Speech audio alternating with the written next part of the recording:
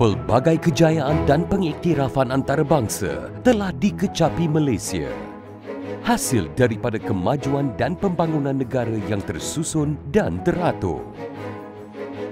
Di sebalik pengiktirafan tersebut, sedakah kita bahawa pengumpulan data merupakan salah satu elemen penting dalam membentuk perancangan pembangunan dan kemajuan sesebuah negara?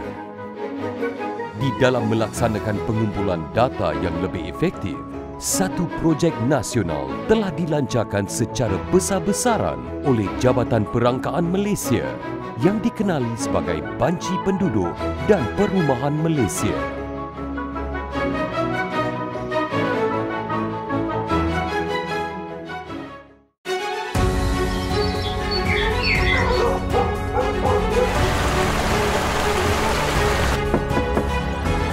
Salam sejahtera, Tuan.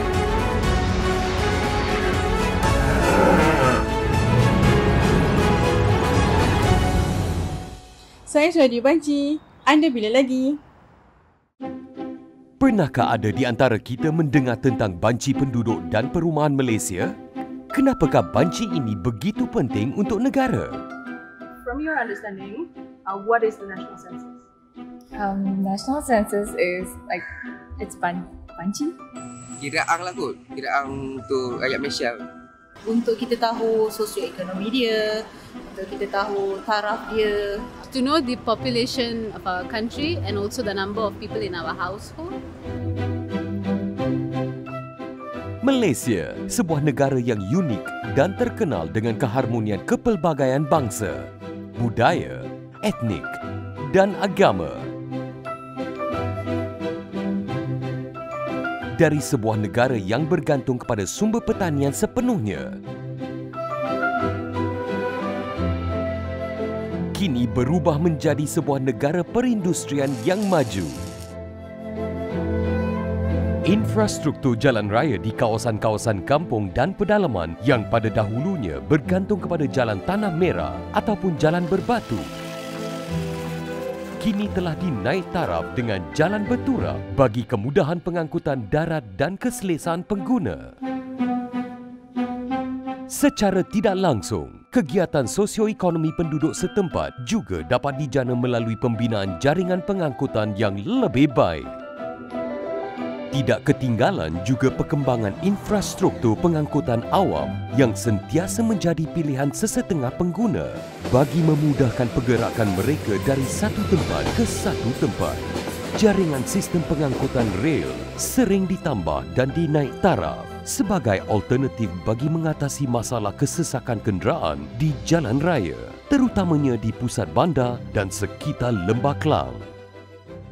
Sistem pendidikan negara juga turut berubah selaras dengan pembangunan teknologi. Kini, pengajaran dan pembelajaran tidak hanya tertumpu kepada pembelajaran di dalam kelas. Ianya boleh dijalankan di mana sahaja secara maya dengan jaringan internet yang meluas termasuk di kawasan pedalaman.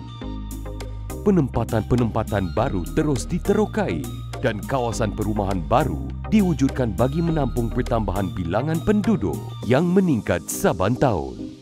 Peningkatan taraf ekonomi di kalangan penduduk juga turut menyumbang kepada kepesatan sektor pembuatan dan pembinaan. Ini secara tidak langsung menyebabkan penawaran dan permintaan terhadap industri perumahan dan pembinaan semakin meningkat dari tahun ke tahun. Proses pembangunan ekonomi ini terus berkembang pesat dan tersusun dari semasa ke semasa tanpa meminggirkan setiap kumpulan sasaran. Ini adalah disebabkan data yang dikumpul dan dianalisis oleh Jabatan Perangkaan Malaysia akan digunakan oleh kerajaan dalam perancangan dasar dan pembangunan negara. Jabatan Perangkaan Malaysia yang bermotokan Statistik Nadi Kehidupan bertanggungjawab sepenuhnya dalam melaksanakan Banci Penduduk dan Perumahan Malaysia. Antara objektif utama Banci Penduduk dan Perumahan ialah mengumpul data serta profil penduduk dan perumahan yang meliputi ciri-ciri demografi dan sosioekonomi sehingga ke peringkat geografi terkecil. Selain daripada itu, Banci merupakan input perancangan pembangunan negara, termasuk pengagihan per kapita seperti yang termaktub dalam perlembagaan. Untuk memperolehi data tersebut, ianya bukan satu tugasan yang mudah. Ada di antara kalangan pembanci yang terpaksa berhadapan dengan pelbagai kesulitan seperti tiada kerjasama dari penghuni rumah, tekangan waktu bekerja, masalah komunikasi, logistik dan pelbagai lagi. Segala kesulitan ini ditempuhi semata-mata bagi mendapatkan data agar perancangan dasar yang terperinci dapat disusun dan direncanakan oleh pihak kerajaan. Banci penduduk dan perumahan ini merupakan banci yang terpenting. Ia digunakan sebagai asas untuk polisi negara, iaitu sebagai untuk dasar-dasar yang telah ditetapkan seperti dasar penduduk, dasar perumahan, dasar warga negara, dasar pendidikan maupun dasar urbanisasi. Selain daripada itu, pentingnya banci penduduk dan perumahan ini adalah sebagai input kepada indikator sosial dan ekonomi. Ia juga digunakan sebagai asas untuk penetapan SDG dan juga agihan per kapita bagi seluruh negeri. Banci tertakluk di bawah Akta Banci 1960, disemak pada tahun 1969 dan Akta Perangkaan 1965, disemak pada tahun 1989. Di mana di dalam akta-akta tersebut menyatakan tentang pengumpulan dan pentafsiran perangkaan bagi tujuan pembentukan atau pelaksanaan dasar-dasar kerajaan. Berkenaan di bawah Akta Banci 90 menjelaskan kebenaran perlu diberikan kepada pegawai banci yang membuat pembancian di lapangan dalam menjalankan proses aktiviti banci penduduk dan juga perumahan. Semua maklumat banci yang telah diisi oleh responden sama ada menggunakan kaedah e-census ataupun diisi secara bersemuka oleh pembanci dijamin di bawah Akta Banci, kerahsiaan dan juga rekod yang diisi. Jadi, bagaimanakah banci ini dijalankan dan siapakah kumpulan sasaran yang layak untuk dibanci? Saya sudah dibanci. Anda bila lagi? Tahukah anda semua, Malaysia sedang menjalani proses banci bermula 7 Julai 2020? Bagi mencapai sasaran data bancian ke tahap maksima, pihak Jabatan Perangkaan Malaysia telah menjalankan aktiviti promosi secara besar-besaran di seluruh negara untuk memberi kesedaran akan kepentingan banci.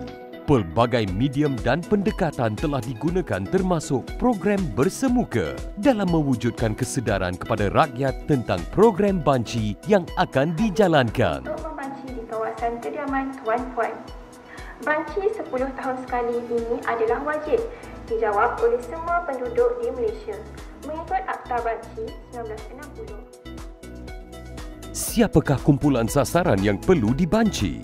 Antaranya, bayi yang lahir pada atau sebelum hari banci, orang yang meninggal dunia pada atau selepas hari banci, penduduk Malaysia yang berulang-alik melintasi sempadan Malaysia untuk bekerja atau belajar tetapi mempunyai tempat tinggal biasa di Malaysia.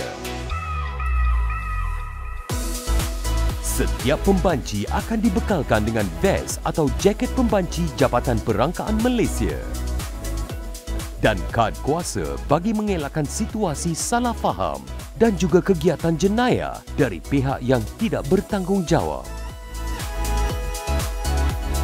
Pembanci-pembanci ini akan diberi satu fail yang merangkumi satu peta dan juga senarai-senarai BP, senarai tempat kediaman untuk dia pergi membuat kerja luar.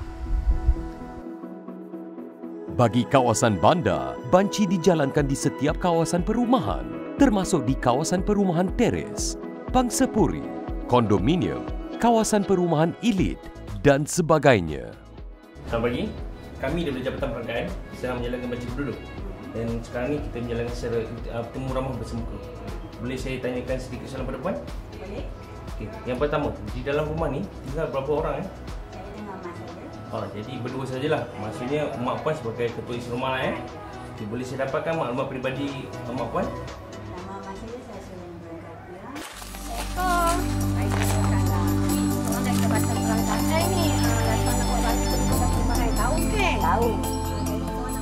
Bancian di kawasan luar bandar pula meliputi kawasan-kawasan kampung, kawasan estate dan juga rumah-rumah bot bagi orang laut. Data mereka adalah amat penting bagi pihak kerajaan untuk merancang pembangunan infrastruktur dan kemudahan asas serta pendidikan di kawasan tersebut. Selain daripada itu, data ini juga akan digunakan pihak kerajaan untuk membantu mereka dalam merancangkan kegiatan sosioekonomi masyarakat setempat dan bantuan-bantuan lain yang diperlukan seperti bantuan pertanian, promosi ekopelancongan, penjagaan IKS dan sebagainya. Bagi memastikan data yang diperlukan oleh pihak Jabatan Perangkaan Malaysia diperolehi, terdapat 5 kaedah pembancian yang diperkenalkan. KAPI, Computer Assisted Personal Interview, adalah kaedah pengumpulan data di mana pembanci akan melawat tempat kediaman dan melakukan proses temu ramah bersama responden dengan merekodkan maklumat responden menggunakan tablet atau telefon pintar.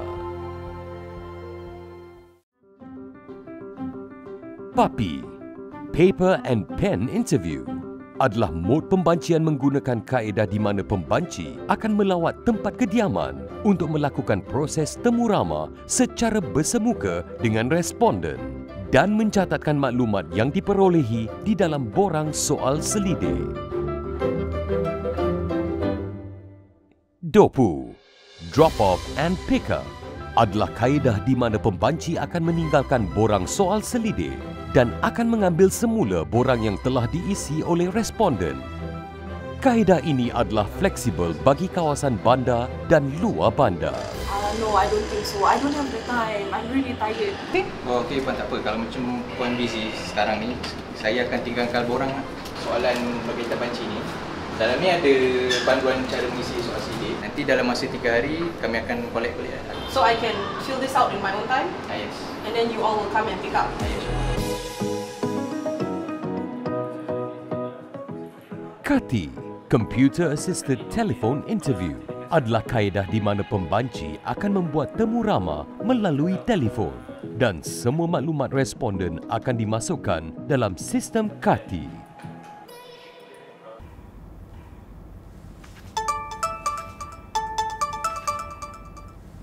Halo. Assalamualaikum dan salam sejahtera. Waalaikumsalam. Siapa ni? Saya Nur Afika daripada Jabatan Perangkaan Malaysia. Kami sekarang sedang menjalankan banci penduduk dan perumahan Malaysia 2020. Boleh saya ambil sedikit masa tuan tak untuk meneruskan soal selidik ni? Oh, boleh. Butiran peribadi tuan akan dirahsiakan dan hanya akan digunakan untuk tujuan soal selidik ini sahaja. Demi menjaga keselamatan data dan mengurangkan interaksi fizikal, penggunaan kaedah e-census telah diperluaskan sejajar dengan norma baharu yang disarankan oleh pihak kerajaan dalam membendung wabak COVID-19. Pendekatan ini memudahkan masyarakat untuk mengisi maklumat yang diperlukan tanpa bersemuka dengan pembanci. Mula diperkenalkan pada tahun 2010, kaedah e-census adalah pengisian data secara dalam talian oleh responden melalui pautan portal banci www.mycensus.gov.my. Responden boleh mengisi soal selidik melalui portal yang telah disediakan pada bila-bila masa dan di mana sahaja. Anak, ayah tengah isi borang banci dalam e-census ni. Dia ada soalan untuk anak-anak juga. Awak suka physical activity atau e-games? E-games. Kalau musim ni lah, musim PKP ni maknanya bagus. Buat online lah. Maknanya nak pergi rumah-rumah kena ada staff ramah kan. Saya rasa secara online lah, lagi mudah lah. Sebab macam kita orang ni kan bekerja. Kalau dia orang datang rumah, payah sikit lah. Saya sudah dibanci. Anda bila lagi? Hello? Hello? I'm Hani from Department of Statistics Malaysia. I'm coming to do banci. Can I come in? No, my boss is not home. So you have to come back another time. Oh, okay. I'll come back later. Thank you. Tidak mudah bagi seseorang yang telah ditugaskan sebagai seorang pembanci. Tak kira di mana jua, mereka terpaksa menghadapi pelbagai rintangan, cabaran dan dugaan sepanjang mengalas amanah yang telah dipertanggungjawabkan. Saya sibuk sekarang lah, lain hari lah. Okey, tak apa Uncle. Kita pun tak nak ganggu Uncle busy. Jadi kami tinggalkan kad di dalam mailbox Uncle. Yang mana kad ni memudahkan Uncle untuk isi online untuk bancian ni. Macam di pekan-pekan ni, kita ada masalah dengan anjing. Itu satulah dia memang dia akan menyalak pada orang yang tak kenal kan. Dan itu adalah kebiasaan dia. Alamak, ada anjing. Ya. Okey, macam ni. Anjing ni Tak kacau. Jangan takut. Awak takut, dia lagi takut.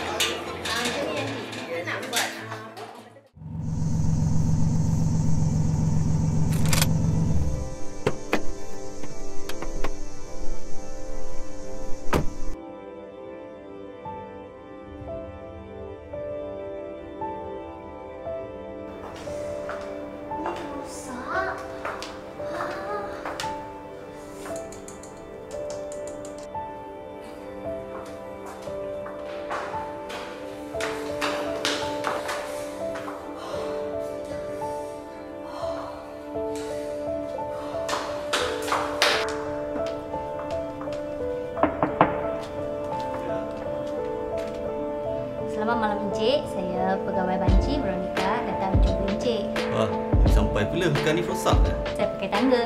Oh, cepatlah masuk. Oh, tapi tak payah sini pun boleh. Boleh kita mulakan? Boleh.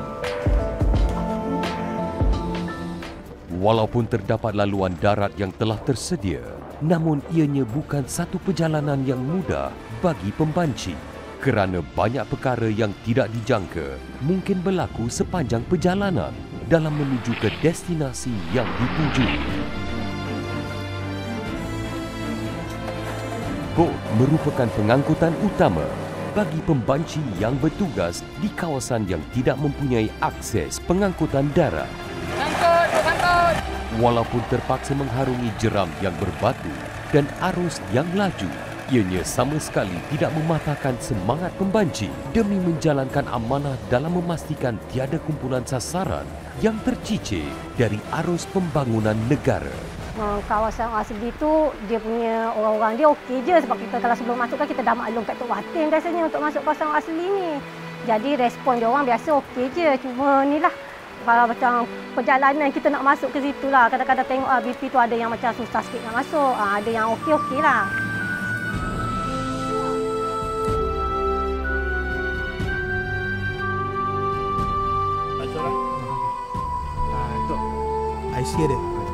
IC ada memang.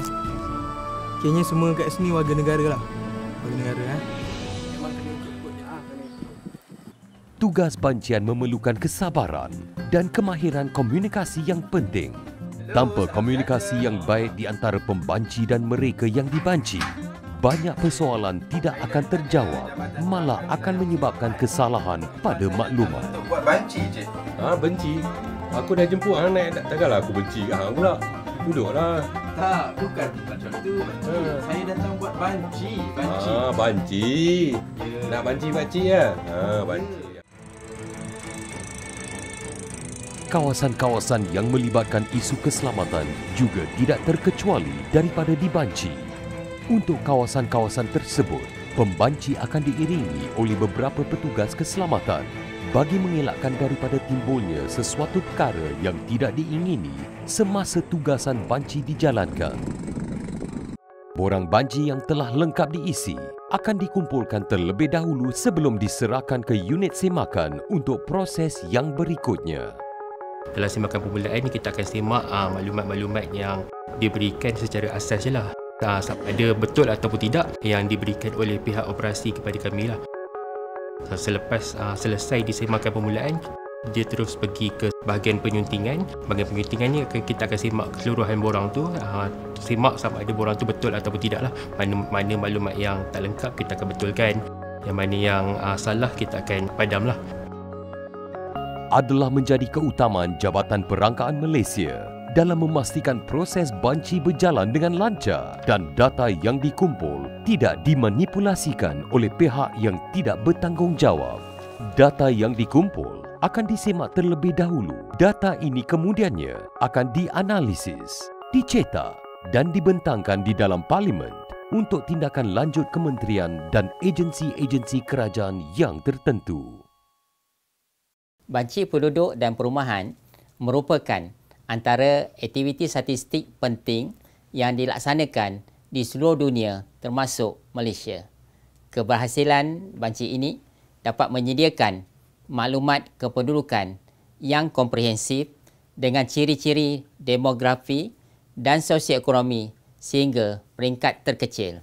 Data yang dikumpul menjadi nadi utama pembentukan dasar kerajaan dalam memastikan keseimbangan dalam pelbagai dimensi meliputi pembangunan bandar dan luar bandar, termasuklah merangka program serta inisiatif yang lebih bersasar untuk rakyat agar tiada yang keciciran. Jadi, pastikan anda dan keluarga anda dibanci demi kesejahteraan masa depan kita